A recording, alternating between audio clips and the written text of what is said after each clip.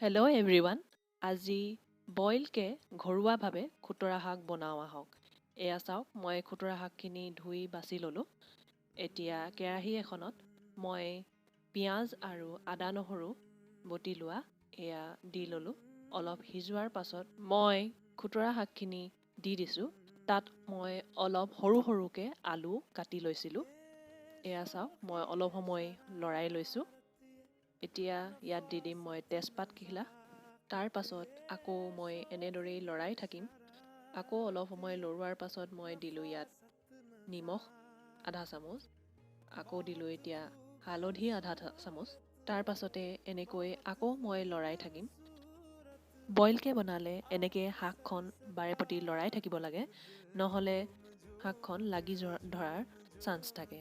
সেইকাৰণে মই এনেকৈয়ে মাজে মাজে লৰাই আছোঁ। মাজে মাজে মই ঢাকনো দিছোঁ। এনেকৈয়ে মই আকৌ অকণমান সময় লৰাই ল'ম। এনেকৈ লৰাই থাকিলেহে শাকখন লাগি নাযায়। আৰু এতিয়া মই ঢাকন লগাই দিলোঁ। ঢাকন লগাই দিয়াৰ পাছত অলপ সময় মই সিজিবলৈ দিলোঁ। সিজিবলৈ দিয়াৰ পাছতে মই দিলোঁ 1 চামুচ জালুকৰ গুড়ি। আপোনালোকে জলকীয়াও দিব পাৰে। আৰু এতিয়া দিছোঁ মই নৰসিংহ পাত কেইখিলামান।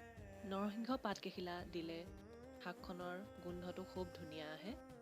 আৰু এতিয়া চাওক, মোৰ আলু প্ৰায় সিজিছেই। আকৌ মই ঢাকন লগাই দিলোঁ। আকৌ এতিয়া মই অলপ সময় লৰাই লৈ পেলাই অলপ লাগি ধৰা নিচিনা হ'লত মই গৰম পানী অকণমান দি লৈছোঁ। এয়া চাওক, মোৰ আলু প্ৰায় সিজিছেই। এতিয়া মই অলপমান পিঁয়াজ পাত কাটি লৈছোঁ।